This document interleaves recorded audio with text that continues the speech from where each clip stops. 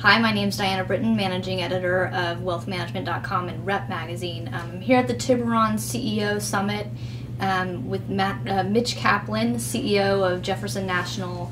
They have a flat fee annuity. So Mitch, you guys have been doing some research, surveying advisors and doing research on advisors' view of annuities and, the challenges that they're faced right now. What did you find in your research, or what were the big takeaways there? Well, I think, I'm sure you're well aware, just from the work that you do, generally speaking, the word annuity is almost oxymoronic when you try to combine it with an advisor who's either fee-based or an RIA. Mm-hmm. And generally that's the case because advisors just don't like the product. They don't like it simply because it's expensive, it's complex, it's not particularly, it's opaque versus being transparent, there's not a lot of choice. And I think as a company we set out in 2006 to sort of re-engineer it and to think really about the concept of an annuity and the use of an annuity really as the chassis, which could drive tax deferral. I mean, that's really what it was built for. At the end of the day, the goal was to use an annuity to create tax deferral and to ultimately generate superior returns over time by encouraging people to save. Mm-hmm. And advisors recognize that their job is to help empower their clients save for the future and build wealth for the future, and that's what they really are singularly focused on doing. They're sitting on the same side of the table as their client, and in our minds, if we could ultimately build what would become a money management platform specifically designed for tax deferral, where it was very low cost. Ours are typically 10 basis points versus the industry at 130 basis points. We charge a flat fee of $20 a month, which is what you were referring to. We have a choice of 400 funds versus a choice of having 10. We just don't enter into the space of guarantees or benefits or riders, so it eliminates all the opaqueness and makes it transparent.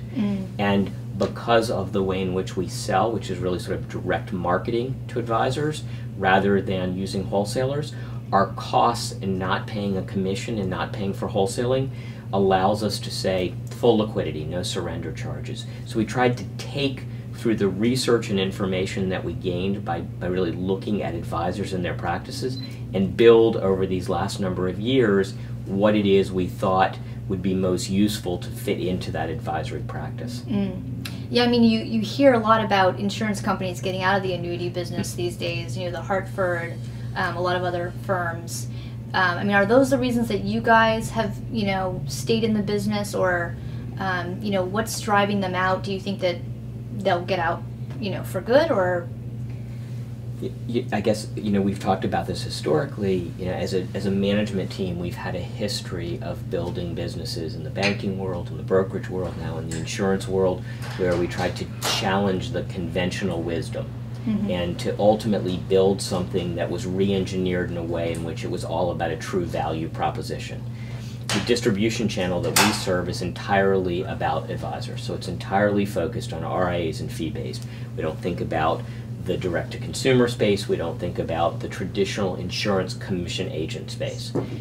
We recognize that there's always a demand and a need for each of those businesses. Just like when we were building a bank and we had branchless banking, we knew there would be a need for branch banks, but there was a subset of the market where clearly they understood that in exchanging real estate they could have better value. Well, today we think of it the same way. By not being in the insurance world, when you're seeing a lot of these competitors actually retool, rethink, exit, because by selling the guarantees and benefits, ultimately, I think in our view, somebody's going to win and somebody's going to lose. And there will be a time when the carrier's going to win, and there's going to be a time when the consumer's going to win. Our concern was, when the consumer is winning, does that result in a retooling and a repricing or an exiting, which is a bit of what you're saying. So by not even entering and participating in that space, and as I said, staying focused on using the annuity as the chassis, which really empowers the tax efficiency, and it allows advisors to pick from a host of 400 different funds, usually those that are maximally tax inefficient, and put them into a vehicle which really changes the return characteristics. Yeah, and I mean, that was something that Chip mentioned in his address this morning. he said that you guys are, a mutual fund marketplace in an annuity wrapper. I mean, do you agree with that? Or, you guys have grown so much in terms of the number of, products available. He said 350, or you said 400? Almost 400, so yep. 400 choices in the annuity wrapper.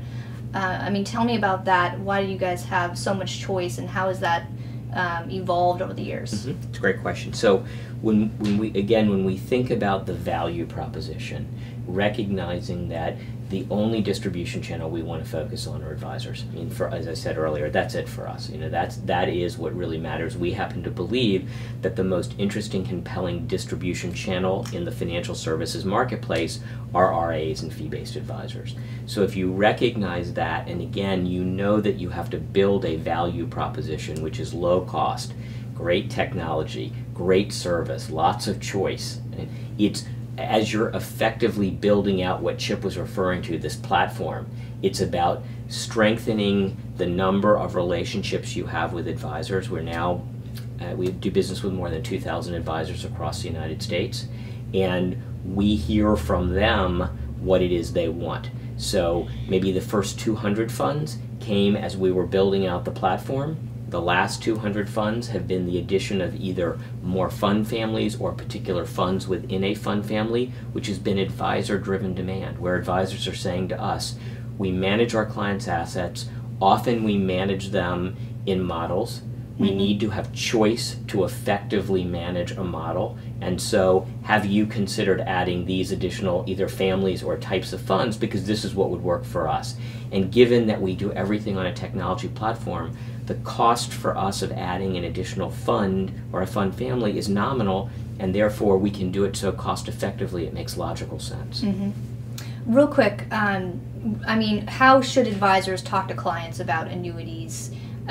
Should they talk to them as, like you said, a tax-advantaged vehicle, or, how do you think? Absolutely. So, again, you were asking earlier on about what have we learned from doing research, and what have we learned from focus groups. And I think the single most important thing we've learned is that the common DNA within a fee-based advisory world is education and information, right? That's really what an advisor is looking for in the fee-based world.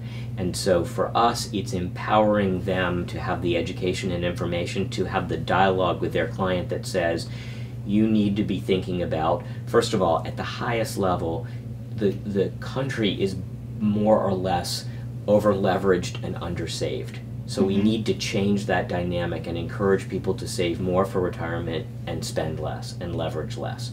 And so I think that is a big part of what advisors are trying to do. Within the construct of making that happen, then the dialogue becomes, all right, have you thought about taxes and tax efficiency? Have you maxed out an IRA? Have you maxed out a 401k? We work with our advisors to say, you should make sure your clients have done that before you're even having a dialogue about a product like Jefferson National, right? Yeah. And our platform. It's all part and parcel of managing assets in a way in which you're helping that client achieve the goal. Then the dialogue becomes, from a pure educational perspective, all right, there's a certain percentage of your assets that makes sense to extend beyond an IRA and a 401k to get that tax efficiency, to use the annuity as that chassis for tax deferral. And then let's talk about the kind of assets that are right for you in helping you and your family achieve your goals. And then there may be certain assets, once you've made the decision about asset location, taxable versus tax deferred, then asset selection. Which are the ones that should be ideally put into the tax-deferred wrapper in order to generate superior returns. Yeah. Okay, great. Well, thank you so much for your time, Mitch. My I pleasure. Really appreciate it. Thanks for taking the time. Yeah. And for more information, go to wealthmanagement.com. Thanks so much.